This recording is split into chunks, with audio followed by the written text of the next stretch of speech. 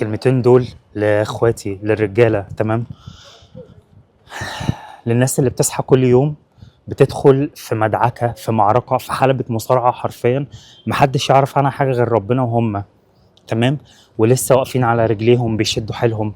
ساعات في ناس بتيجي تكلمني تقول لي ايسر، ما في نوعين، حد بيقول لي ايسر بطل تدي نصيحه، وحد تاني بيقول لي ايسر ما تدينا نصيحه. وانا عايز اقول لك اقسم بالله العظيم انا شبهك، انا في ارض المعركه شبهك. يمكن الامور تبان ان هو ايه، سويه وكله تمام والامور ماشيه، بس والله العظيم انا شبهك يا حبيبي. انا في حاجات في دماغي وفي حاجات في حياتي محدش يعرف عنها حاجه غير ربنا. مهما بحكي محدش يعرف عنها حاجه غير ربنا. فانا شبهك، فاهم؟ عايز اقول لك ايه؟ عايز اقول لك ان انا وانت واقفين ضد سيستم عايزنا فاشلين، عايزنا عاديين. فان انت تصحى كل يوم وان انت تصارع في الموضوع ده وتبقى كويس وعايز تبقى كويس وتقف ضد الحاجات دي كلها، انا فخور بيك فشخ. انا فخور بيك فشخ اقسم بالله العظيم. وانت كراجل عارف قد ايه ان الكلمه دي صعبه. انا دلوقتي في موقف في حياتي او في زون في حياتي، اي حد ضعيف او اي حد مش سوي نفسيا او اي حد دماغه مش مظبوطه او دماغه جايه عليها يقول لك، بقول لك يا عم ما تفكك بقى واقعد على جنب وما تعملش حاجات اللي انت نفسك فيها وما تعملش، خليك شخص عادي. اقعد على جنب. بس انا مش عايز اعمل كده، انا مش هعمل كده. عايز اقول لك على حاجه، في كميه حراميه في حياتك اقسم بالله العظيم انت مش شايفهم.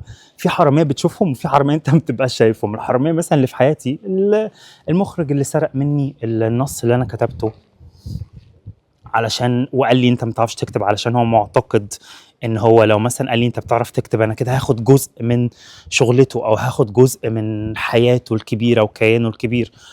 مدير مثلا، اخر مدير كنت اتعاملت معاه هو شخص زي ما بيقولوا بالانجليزي جرو اب ريتش، هو شخص غني، تمام؟ خلاني اغير، او انا كنت الشخص اللي واقف في الشركه بغير نظام الشركه كلها. واول ما نظام الشركه اتغير، اول حد خلاه يمشي، اول حد دفعه كان بيبوش مي كده علشان امشي، انا ده اول حد فكر ان هو يمشيه بعد انا ما كنت اللي هو فاهم السنتر بوينت كده عشان غير له نظام الشركه. ليه؟ لان ده شخص مش فاهم ان انت تبقى عايش زي ما بيقولوا paycheck to paycheck، يعني هو حرفيا ده مصدر دخلك الوحيد اللي انت لو ما فيش غيره خلاص انت اتسوحت. فاهم عايز اقول لك ايه؟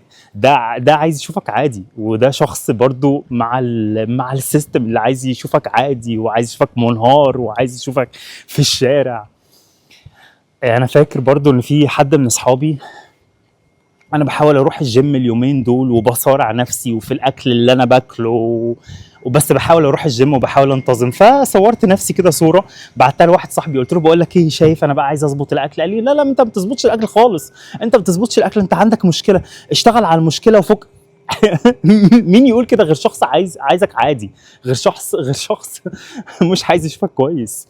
كل الناس دي حراميه في حياتك طبعا، مع اختلاف الاسامي والاشكال هتلاقيهم كتير موجودين في حياتك. فانا حاسس بيك يا حبيبي ان انت بتصارع الناس دي كلها وبتصارع دماغك. دي حاجه مش منطقيه برضه ان انت تصارع، ان انت تصارع السيستم وتصارع الناس دي كلها وتصارع دماغك. ساعات محدش بيبقى عارف ايه اللي في دماغه، ومحدش عارف عن الحوار ده اي حاجه غيرك. انا حتى بشرتي حتى بشرتي ضدي. فكل الحاجات دي يا حبيبي مش عايزك تخليك ان انت تحس ان انت مش كويس بما فيه الكفايه، او ان انت مش ناجح بما فيه الكفايه، او ان انت مش بتصارع بما فيه الكفايه.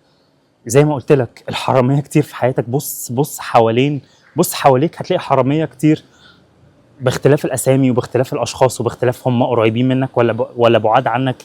كل دول مش عايزينك تحقق اللي انت عايزه. حتى لو ساعات فيهم حد ممكن يقولها لك بالكلمه انا عايزك كويس، انا عايزك مش عارف، هو افعاله مش شبه اقواله. فانت يا حبيبي اوعى اقف مع نفسك كده، واوعى تحس ان انت مش كويس بما فيه الكفايه، واوعى تحس ان انت مش قادر تعمل اللي انت عايز تعمله. ساعات انت بتكون في البيئه دي مش خصبه بما فيها الكفايه ان هي تساعدك ان انت تكبر وتحقق اللي انت عايزه.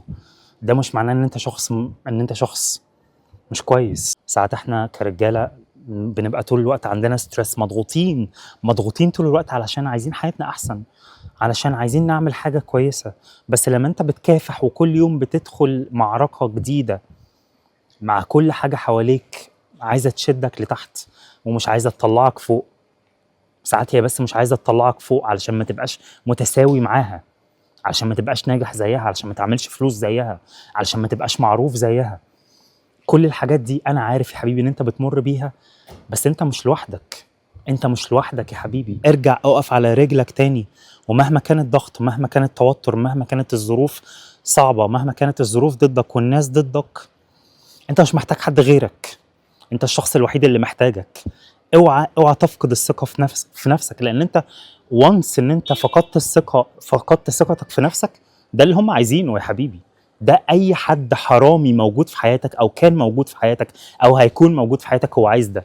هو عايزك شخص مش واثق في نفسك، عايزك شخص معتمد عليه، عايزك شخص طول الوقت محتاج، عايزك شخص عادي، عايزك شخص تستسلم لو الظروف صعبة، ولو هو ضدك او بيخلي حياتك اصعب ما هي. فانا فاهمك يا حبيبي، وعارف والله العظيم، وحاسس انت بتمر بايه، وعارف المعركة اللي انت، بص زي ما بقولك اهو، الشارع هادي قوي واشجار والحياة تبان لذيذة، اقسم بالله العظيم هنا حلبة مصارعة مش كلاب. عارف انت التيران دي بتاعت هو تيران في كلاب في بتاع، محدش يعرف عنها حاجة، محدش يعرف عنها حاجة، حتى لو بشير 1% محدش يعرف عن 99% اللي هنا. فأنا عارف إن أنت ساعات بتمر بده، اوعى توقف.